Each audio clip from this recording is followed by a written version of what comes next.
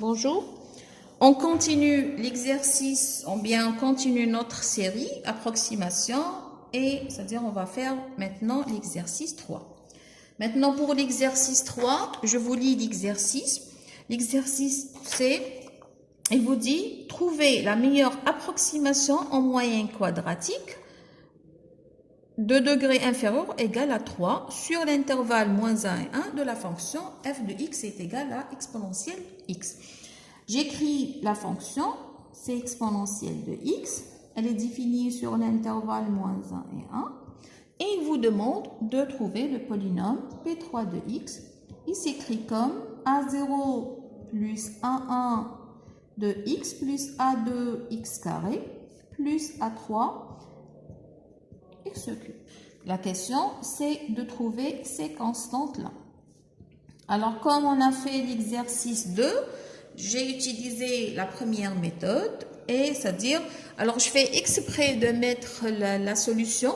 Normalement, vous avez cette solution-là. Vous avez cette solution-là, et c'est-à-dire, alors comme vous voyez, il y a les deux méthodes, la première méthode et la deuxième méthode, et vous voyez, à la fin, on trouve le même polynôme. Et c'est-à-dire, se corriger, normalement, vous l'avez. Maintenant, je passe, c'est-à-dire directement à écrire l'expression I égale, c'est l'intégrale de moins 1 à 1. Vous écrivez toujours la fonction poids, f de x, moins le polynôme P3 de x. Le tout au carré dx. Alors, I, c'est quoi? C'est l'erreur. Maintenant, une remarque, c'est-à-dire sur la série, vous voyez, c'est-à-dire il n'y a pas, comme, c'est-à-dire que ce soit pour l'exercice 2, l'exercice 3, il n'y a pas la fonction poids, pardon. Si on vous donne pas la fonction poids, veut dire qu'elle vaut 1. C'est-à-dire, celle-là, c'est 1. C'est-à-dire, ça, c'est la première remarque. Maintenant, c'est-à-dire la méthode, cette méthode-là consiste à minimiser l'erreur. C'est-à-dire, puisqu'il y a le A0, A1, A2, c'est-à-dire A3, c'est la dérivée partielle. A0 est égale, la dérivée partielle de I par rapport à A1 est égale à la dérivée partielle de A2, etc. Dérivée partielle de A3, c'est 0. C'est-à-dire, on minimise l'erreur. Maintenant, je commence par si le i est égal à 0, pardon, la dérivée partielle par rapport au a0 égale 0 implique que, c'est-à-dire, je vais faire quoi? Je vais faire la dérivée par rapport à a0. C'est-à-dire, on n'a pas l'habitude. On a l'habitude de faire la dérivée par rapport à x, par rapport à x2. Et cette fois-ci, on va faire la dérivée par rapport aux constantes, pas par rapport au x ou bien y, c'est-à-dire la variable. La dérivée partielle de i par rapport à a0 implique que, c'est-à-dire là, n'oubliez pas, il y a un signe moins. Et c'est-à-dire si j'explicite P3, je peux écrire égal, c'est-à-dire cette quantité, i égale, c'est-à-dire, je ne sais pas, est-ce que vous voyez, i égale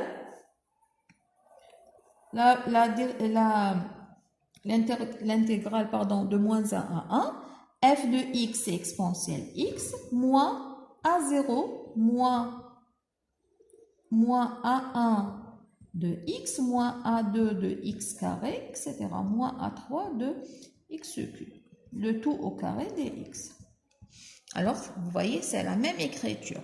J'ai mis, c'est-à-dire pour la fonction poids, c'est 1, et j'ai remplacé f de x par exponentielle de x. J'ai explicité le polynôme P3. Alors, comme vous voyez, c'est celui-là. Maintenant, si je fais la dérivée de i par rapport à a0, alors vous voyez, le a0, la constante, c'est quoi? C'est 1. C'est-à-dire que je vais multiplier le tout par 1. C'est moins 2. Alors, n'oubliez pas ce moins 2. Pardon, moins 2, l'intégrale de moins 1 A1. Alors, le moins 2, il est multiplié par le tout. Moins 2, moins 1, A1. Exponentielle x moins A0 moins A1 de x moins A2 de x carré moins A3 de x cube. Le tout dx est égal à 0. Oui ou non? Alors vous voyez, le moins 2, il est différent de 0, c'est-à-dire c'est ça qui vaut 0. C'est-à-dire je vais écrire moins 1 à 1, exponentielle x dx est égal, l'intégrale de moins 1 à 1 de tout ça, à 0 plus alors dx plus l'intégrale de moins 1 à 1, c'est-à-dire développer, a1 de x dx plus l'intégrale de moins 1 à 1 de, c'est-à-dire je peux sortir les constantes en dehors de l'intégrale, oui ou non?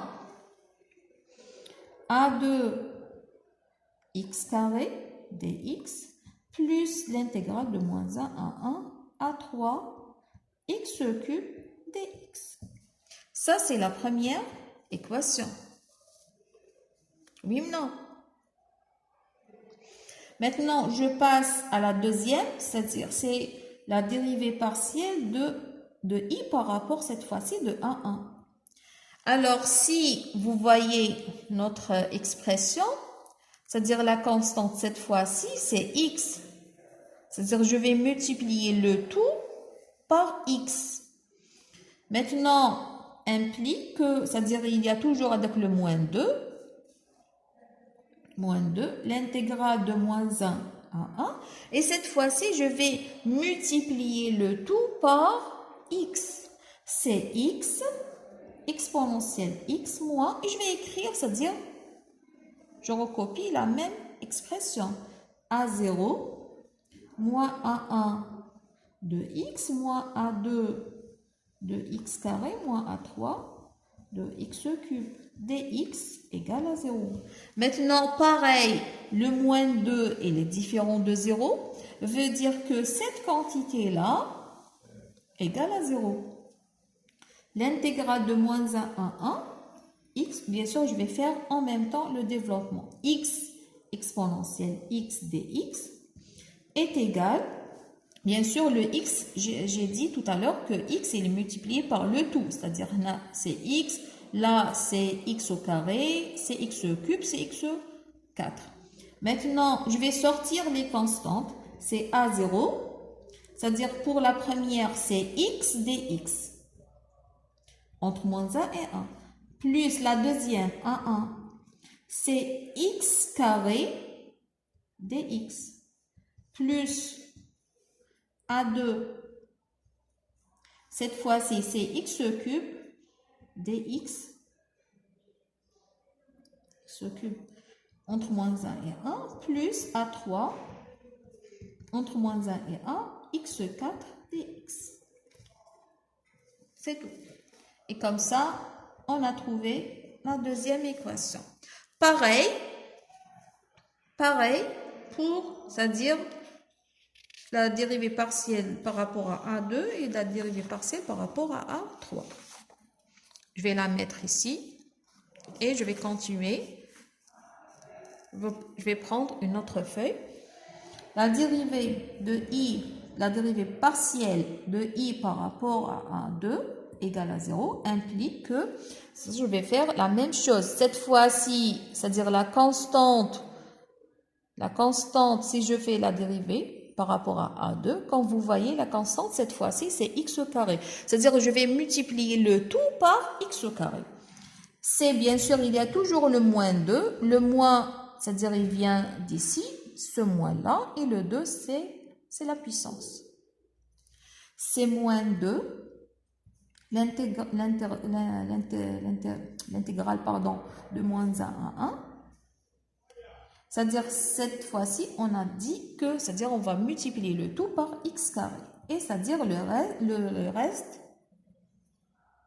c'est-à-dire, je vais l'écrire. A1 de x moins A2 de x carré moins A3 x cube. Le tout dx, bien sûr. Je mets l'intégrale, il y a dx. Maintenant, bien sûr, égal à 0. Cette quantité, elle vaut, c'est-à-dire, cette quantité veut dire c'est la dérivée partielle par rapport à A2, pardon, et c'est-à-dire égal à 0. On minimise la quantité par rapport à A2. Maintenant, pareil, moins 2 est différent de 0, veut dire que cette quantité-là égale à 0. Alors, pareil, je vais faire la même chose comme j'ai fait ici. Je vais développer, c'est-à-dire, et en même temps, je vais sortir les A1, c'est-à-dire en dehors de l'intégrale.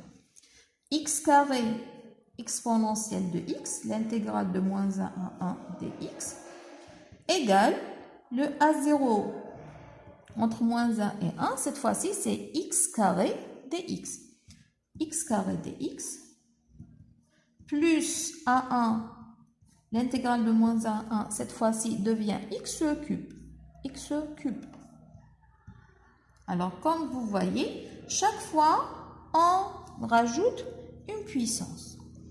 A2, moins 1 à 1, x4 dx, plus A3, moins 1 à 1, je sais pas, x5 dx. Pourquoi x5? C'est-à-dire, on somme les puissances. C'est la même fonction, on somme les puissances. x5 dx. Maintenant, pour la dernière, la dérivée partielle par rapport à 3 est égale à 0, implique moins 2, l'intégrale de moins 1 à 1, et cette fois-ci, c'est-à-dire la constante, c'est x3, c'est-à-dire je vais multiplier le tout par x cube. X cube et le reste, exponentielle x moins a0, moins a1, x moins a2, x au carré, moins a3, x cube, dx égale à 0. Je fais la dérivée partielle par rapport à 3 et comme vous voyez, la constante cette fois-ci c'est x cube. Je fais la même chose, moins 2 est différent de 0 veut dire que moins 1 x3 exponentielle x dx est égal, je sors les constantes,